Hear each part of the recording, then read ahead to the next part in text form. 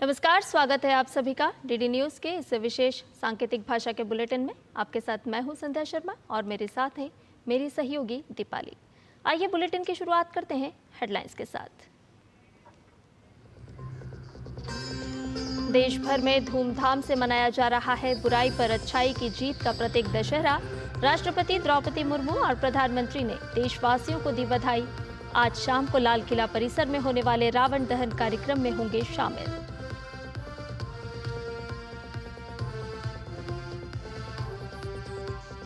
RSS सरसंघ चालक doctor Mohan Bhagwat ने बांग्लादेश में हुए अत्याचार के खिलाफ हिंदुओं से संगठित होने का किया आह्वान। आरजीकर अस्पताल में हुई शर्मनाक घटना के अपराधियों को संरक्षण देने पर भी साधा निशाना।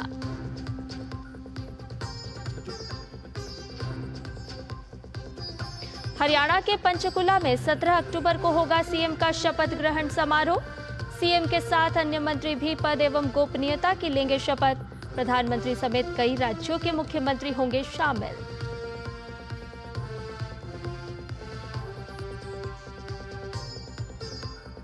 प्रधानमंत्री इंटर्नशिप योजना पोर्टल पर आज से पंजीकरण शुरू। योजना के अंतर्गत 193 कंपनियां लगभग 91,000 इंटर्नशिप के देंगी अवसर।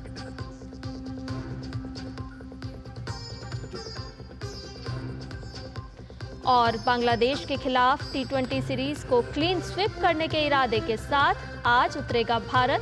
हैदराबाद में होगा मुकाबला। 3 मैच की सीरीज में 2-0 से आगे है टीम इंडिया।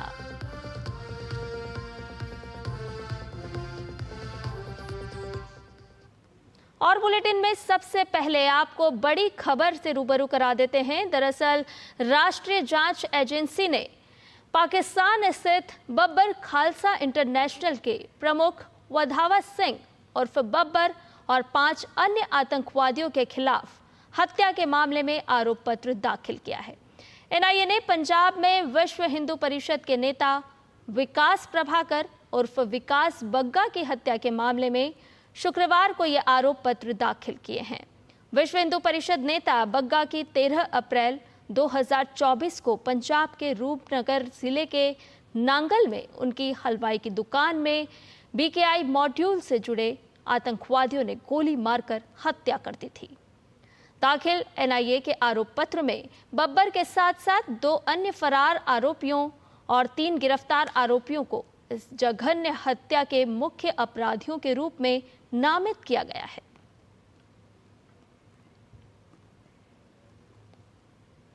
हरियाणा विधानसभा चुनाव में भाजपा के जीत की हैट्रिक लगने के अब सरकार बनाने की बारी है। सीएम का शपथ ग्रहण समारोह पंचकुला के सेक्टर 5 स्थित परेड ग्राउंड में 17 अक्टूबर को होगा। इसके लिए तैयारियां शुरू हो चुकी है। कार्यक्रम में 50,000 से ज्यादा लोगों के शामिल होने की उम्मीद है। वहीं पीएम नरेंद्र मोदी, गृह मंत्री अमित शाह और राजनाथ सिंह समेत कई केंद्रीय मंत्रियों के समारोह में शामिल होने की खबर है। इसके अलावा कई राज्यों के मुख्यमंत्री भी शामिल हो सकते हैं। केंद्रीय मंत्री मनोहर लाल खट्टर ने कहा कि 17 अक्टूबर को पंचकुला में मुख्यमंत्री और अन्य मंत्रियों के साथ इनका शपथ ग्रहण होगा। 17 तारीख को प्रधानमंत्री जी का नोट हमको मिल गया है, तो 17 तारीख को पंचकुला में और मुख्यमंत्री जी और अन्य जो मंत्रिमंडल के साथी हैं उन सब का शपथ ग्रहण समारोह पंचकुला में होगा। हरियाणा के कार्यवाहक मुख्यमंत्री नायब सिंह सैनी ने आज केंद्रीय मंत्री मनोहर लाल के आधिकारिक आवास पर पहुंचकर उनसे मुलाकात की। इस अवसर पर केंद्रीय मंत्री और बीजेपी अध्यक्ष जेपी नड्डा और केंद्रीय मंत्री धर्मेंद्र प्रधान भी मौजूद रहे। हरियाणा के कैथल के मुंदरी गांव के पास में एक बड़ी कार दुर्घटना हुई है। कार अनियंत्रित होकर सिरसा ब्रांच नहर में गिर गई। इस घटना में एक ही परिवार के 7 लोगों की मौत हो गई है। ड्राइवर घायल हो गया है, वहीं एक लड़की लापता है। कार में सवार एक ही परिवार के 8 लोग दशहरा मेले में जा रहे थे। हरियाणा के डीएसपी ललित कुमार ने बताया कि बचाव अभियान जारी है, साथ ही दुर्घटना के कारणों की जांच की जा रही है। डीग परिवार के एक परिवार के 8 लोगों का अभी सूचना मिली है कि वो बाबा लदाना में मेले में शामिल होने के लिए जा रहे थे। और अल्टो कार में सवार थे और कार मुंदड़ी के पास नहर में गिर गई और जिसमें अभी तक 7 फैमिली मेम्बर्स की डेथ हो चुकी है और ड्राइवर अभी ज़िंदा है। और ये भी पता चला है कि एक लड़की अभी गायब है, अभी कंफर्म नहीं हो सका है। हम कंफर्म करने की पूरी कोशिश कर रहे हैं और नहर में बचाव अभियान चल रहा है। हरियाणा के कैथल के मुंद्री गांव के पास में एक कार दुर्घटना पर प्रधानमंत्री नरेंद्र मोदी ने शोक व्यक्त किया है। प्रधानमंत्री कार्यालय के आधिकारिक सोशल मीडिया प्लेटफॉर्म एक्स पर जारी संदेश में लिखा गया, हरियाणा के कैथल में हुआ सड़क हादसा हृदय विदारक है।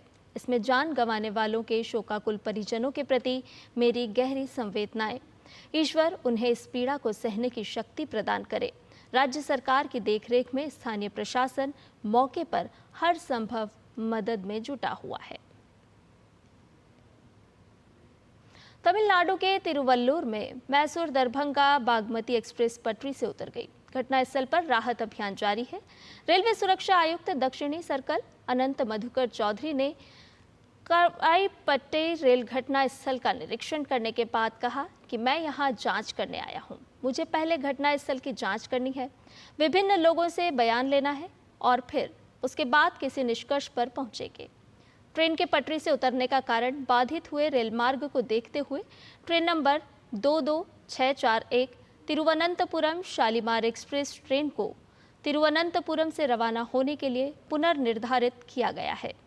ये ट्रेन 12 अक्टूबर को अपने निर्धारित समय से 4 घंटे 20 मिनट की देरी से रात 9:15 पर गंतव्य के लिए रवाना होगी। प्रधानमंत्री इंटर्नशिप योजना के अंतर्गत 193 कंपनियां लगभग 91,000 इंटर्नशिप के अवसर प्रदान करेंगी। सरकार द्वारा 3 अक्टूबर को पायलट आधार पर इसे लॉन्च किया गया। इंटर्नशिप पोर्टल आज आवेदकों द्वारा पंजीकरण के शुरू हो गया है। आपको बता दें कि सरकार का लक्ष्य वित्तीय वर्ष 2024-25 के दौरान 1.25 लाख इंटर्नशिप अवसर प्रदान करना है। पायलट प्रोजेक्ट की कुल लागत 800 करोड़ रुपए है। सरकार का लक्ष्य 21 से 24 वर्ष की आयु के 1 करोड़ उम्मीदवारों को 5 साल की अवधि में इंटर्नशिप प्रदान करना है। एक प्रशिक्षु को 12 महीने तक 5,000 रुपए की मासिक वित्तीय सहायता और 6,000 रुपए का एक मुश्त अनुदान मिलेगा।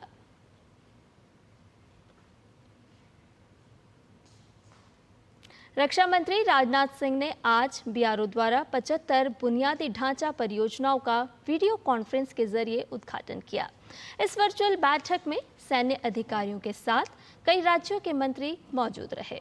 इन परियोजनाओं का निर्माण बीआरओ द्वारा 2,236 करोड़ रुपए की लागत से किया गया है। इसमें 22 सड़कें, 51 पुल और 2 अन्य विविध परियोजनाएं शामिल हैं। इन परियोजनाओं का निर्माण अंडमान और निकोबार द्वीप समूह सहित देश के 11 सीमावर्ती राज्यों और केंद्र शासित प्रदेशों में किया गया है।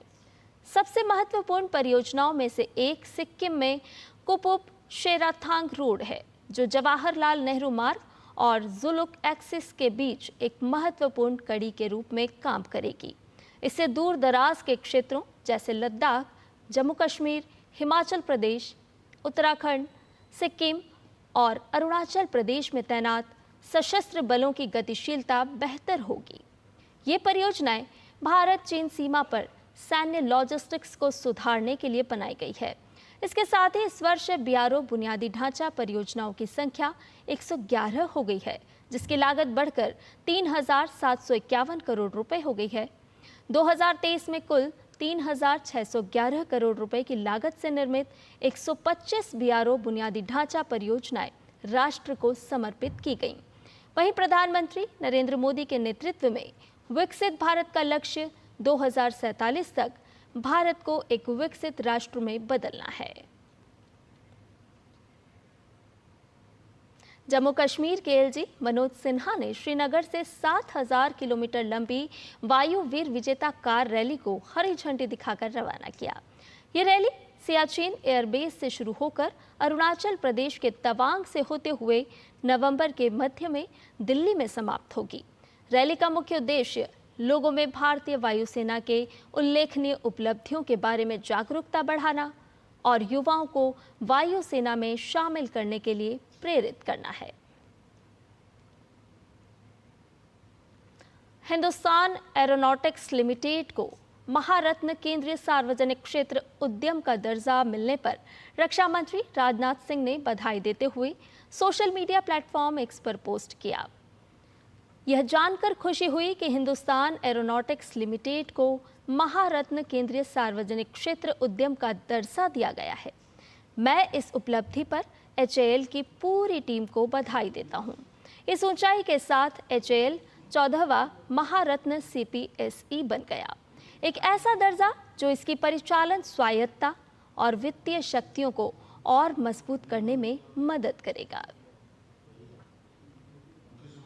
राष्ट्रपति द्रौपदी मुर्मू 13 से 15 अक्टूबर तक अल्जीरिया का दौरा करेंगी। अपनी इस यात्रा के दौरान वे अल्जीरिया में मकाम ए शहीद स्मारक पर भी जाएंगी और शहीदों को श्रद्धांजलि देंगी। अल्जीरिया में बने इस स्मारक का जायजा लिया हमारे संवाददाता गिरीश निशाना ने। हम अल्जीरिया की राजधानी अल्जीयर्स में मौजूद हैं और मेरे पीछे आप ये जो देख सकते हैं ये है मकाम ए शहीद। अल्जीरियाई युद्ध की याद में एक स्मारक बनाया गया। ये स्मारक 1982 में यानी कि अल्जीरिया की स्वतंत्रता की 20वीं वर्षगांठ पर इसे शुरू किया गया था। इसे 3 खड़े ताड़ के पत्तों के आकार में बनाया गया है, जहां 24 घंटे लौ जलती रहती है। यहां प्रत्येक ताड़ के पत्ते के किनारे पर एक सैनिक की मूर्ति है जो स्वतंत्रता के लिए अल्जीरिया के संघर्ष की गाथा को बयां करती हैं। कैमरामैन भीम सिंह के साथ गिरीश निशाना, DD न्यूज अल्जीरिया। और बुलेटिन में खबरें अभी और भी हैं, लेकिन फिलहाल रुक रहे हैं एक छोटे से ब्रेक के लिए। जल्द हाजिर होंगे। और ब्रेक के बाद आपका एक बार फिर से स्वागत है। खबरों में बढ़ते हैं आगे। बुराई पर अच्छाई की जीत का प्रतीक विजयादशमी के अवसर पर आज लाल किला परिसर में रावण दहन किया जाएगा। राष्ट्रपति द्रौपदी मुर्मू और प्रधानमंत्री नरेंद्र मोदी इस मौके पर उपस्थित रहेंगे।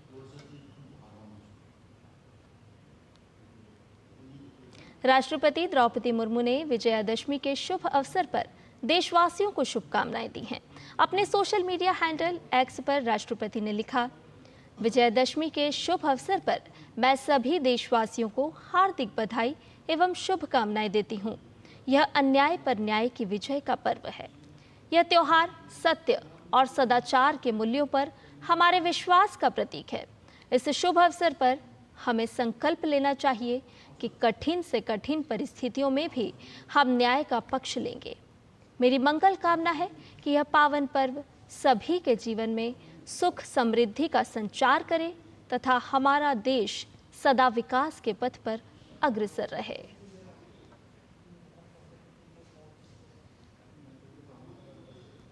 प्रधानमंत्री नरेंद्र मोदी ने देशवासियों को विजयादशमी की शुभकामनाएं दी। पीएम मोदी ने सोशल मीडिया प्लेटफॉर्म एक्स पर पोस्ट कर लिखा कि देशवासियों को विजयादशमी की असीम शुभकामनाएं। माँ दुर्गा और प्रभु श्री राम के आशीर्वाद से आप सभी को जीवन के हर क्षेत्र में विजय हासिल हो, यही कामना है।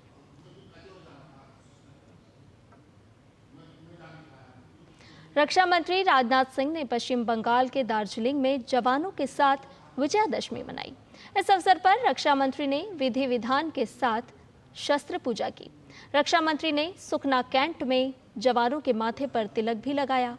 अपने संबोधन में मंत्री राजनाथ सिंह ने कहा कि भारत एकमात्र ऐसा देश है जहां शास्त्रों और शस्त्रों दोनों की पूजा की जाती है।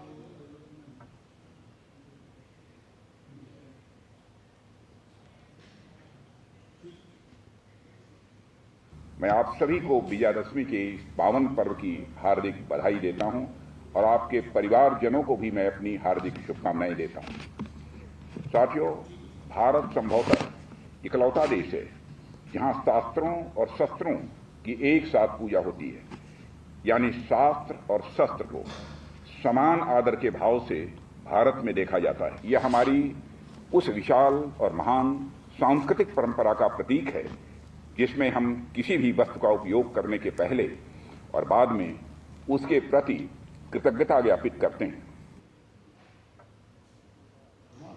उत्तर प्रदेश के मुख्यमंत्री योगी आदित्यनाथ गोरखपुर के गोरखनाथ मंदिर में विजयादशमी के अवसर पर पीठ की परंपरा अनुसरण करते हुए श्रीनाथ जी भगवान की पूजा अर्चना की। इसी के साथ उन्होंने विधि विधान से श्रीनाथ जी की आरती उतारी।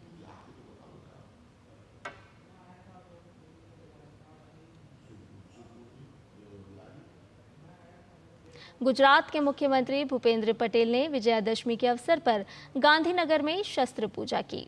भूपेंद्र पटेल ने वैदिक मंत्रोच्चार के बीच पारंपरिक अनुष्ठानों के साथ हथियारों की पूजा की। यह पूजा बुराई पर अच्छाई की जीत के प्रतीक के रूप में की जाती है।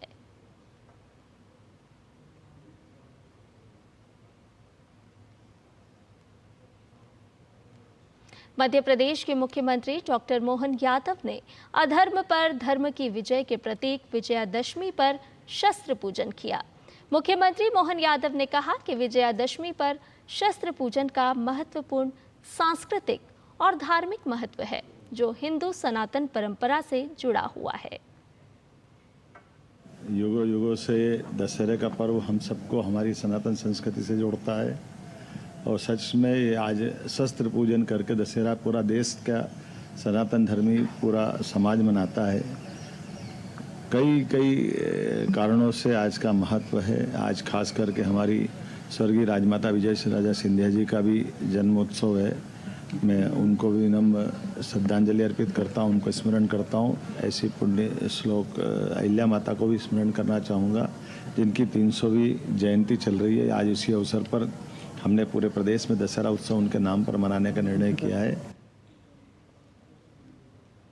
विजयादशमी का त्योहार पूरे देश भर में धूमधाम से मनाया जा रहा है। इस मौके पर पश्चिम बंगाल में बंगाली महिलाओं द्वारा सिंदूर खेला की रस्म को मनाया गया। सिंदूर खेला की रस्म पश्चिम बंगाल में विजयादशमी के दिन मनाया जाता है। इस अनुष्ठान के दौरान विवाहित महिलाएं देवी के माथे और पैरों पर सिंदूर लगाती हैं और फिर इसे एक दूसरे पर लगाती हैं। इसके बाद वे अपने परिवार के लिए स्वास्थ्य और दीर्घायु के लिए प्रार्थना करती हैं।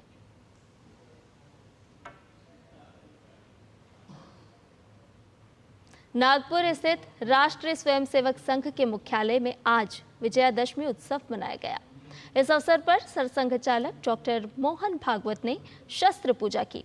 पद्म भूषण और पूर्व इसरो प्रमुख के राधाकृष्णन भी इस कार्यक्रम के मुख्य अतिथि के रूप में मौजूद रहे।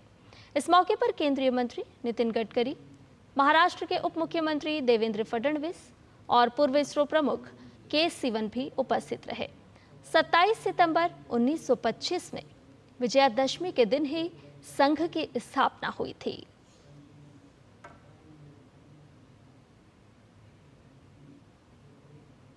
विदेश मंत्रालय ने बांग्लादेश के ढाका में तांती बाजार में पूजा मंडप पर हमले और जोगेश्वरी काली मंदिर में चोरी की घटनाओं की निंदा की है। विदेश मंत्रालय के प्रवक्ता रणधीर जायसवाल ने अपने सोशल मीडिया प्लेटफॉर्म एक्स पर लिखा कि पिछले कुछ दिनों से बांग्लादेश में मंदिरों और देवताओं को अपवित्र करने और नुकसान पहुंचाने का एक पैटर्न देखा जा रहा है। विदेश मंत्रालय ने कहा कि हम बांग्लादेश सरकार से हिंदुओं और सभी अल्पसंख्यकों और उनके पूजा स्थलों को खासकर इस शुभ त्योहार के समय सुरक्षा सुनिश्चित करने की अपील करते हैं।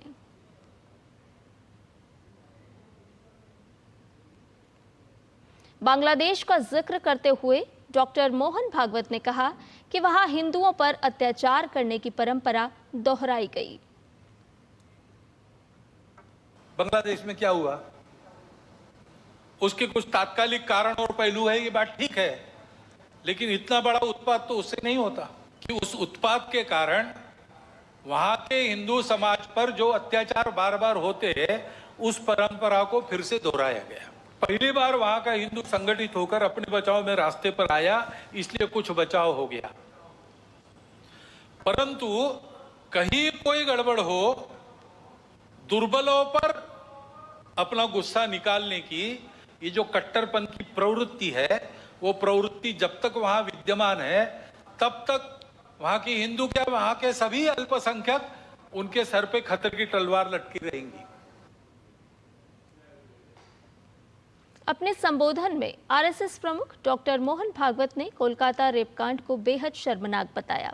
उन्होंने कहा कि अपराधियों और सत्ता के बीच साठगांठ होने के कारण इस तरह की घटनाओं को शह मिलती है। कलकत्ता में जो हुआ आरजीकर अस्पताल में, लज्जाजनक घटना है, हम सबको कलंकित करने वाली घटना, और ये एक नहीं है, घटना होने ही नहीं देना, इसलिए चौकन्ना रहना चाहिए, सुरक्षा देनी चाहिए।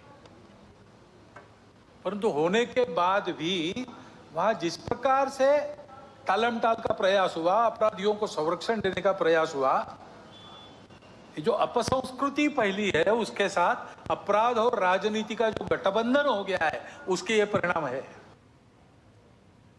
महाराष्ट्र में दशहरे के अवसर पर उद्धव ठाकरे और एकनाथ शिंदे गुट आमने सामने आ गए हैं। आज दोनों ही गुट दशहरा रैली का आयोजन कर रहे हैं। इसी मौके पर शिवसेना नेता संजय निरुपम ने उद्धव ठाकरे पर निशाना साधा है। उन्होंने कहा कि शिवसेना की दशहरा रैली का ऐतिहासिक महत्व है। उद्धव ठाकरे कांग्रेस से जुड़ गए हैं और हिंदुत्व को छोड़ दिया है। संजय निरुपम ने कांग्रेस पर तुष्टीकरण की राजनीति करने का आरोप भी लगाया। शिवसेना की जो दशहरा रैली रही है उसका एक ऐतिहासिक संदर्भ रहा है। वर्षों से हर दशहरा पे शिवसेना प्रमुख बाला साहब ठाकरे जी एक दशहरा रैली को संबोधित किया करते हैं, और जब बाला साहब जी दशहरा रैली को संबोधित करते हैं तो शिवसैनिकों को वो हिंदुत्व के ऊपर अपने विचार देते थे। खासकर कांग्रेस पार्टी की जो तुष्टीकरण की नीति है और धर्मनिरपेक्षता के नाम पे जो एक सांप्रदायिक अप्रोच लेके चलते थे, उसके ऊपर जबरदस्त टीका टिप्पणी होती थी। आज हालात ये हैं कि फिर उद्धव ठाकरे जी ने कांग्रेस के साथ अलायंस कर लिया है और हिंदुत्व को तौबा कर दिया है। तो शिवाजी पार्क की रैली में अगर वो बोलेंगे तो हिंदुत्व पर कुछ बोल नहीं सकते, क्योंकि हिंदुत्व पर ज्यादा बोलेंगे तो उनके मुस्लिम वोट डिस्टर्ब हो जाएंगे। भारत और बांग्लादेश के बीच 3 मैच की T20 सीरीज का तीसरा और आखिरी मुकाबला आज हैदराबाद में खेला जाएगा। भारतीय टीम ने पहले 2 मुकाबले जीतकर सीरीज में 2-0 की अजय बढ़त हासिल की हुई है। ऐसे में टीम इंडिया तीसरे मुकाबले में क्लीन स्वीप करने के इरादे के साथ उतरेगी। हैदराबाद के पिच पूरी तरह से बल्लेबाजों के अनुकूल रहने की उम्मीद है। हालांकि इस मुकाबले पर बारिश का खतरा भी मंडरा रहा है। वहीं बांग्लादेश की कोशिश इस पूरे दौरे में अपनी पहली जीत तलाश करने की रहेगी। गौरतलब है कि इससे पहले टेस्ट सीरीज में भारत ने बांग्लादेश को 2-0 से हराया था। और इसके साथ ही इस विशेष सांकेतिक भाषा के बुलेटिन में मेरे साथ इतना ही। मुझे और मेरी सहयोगी दीपाली को दीजिए इजाजत। नमस्कार।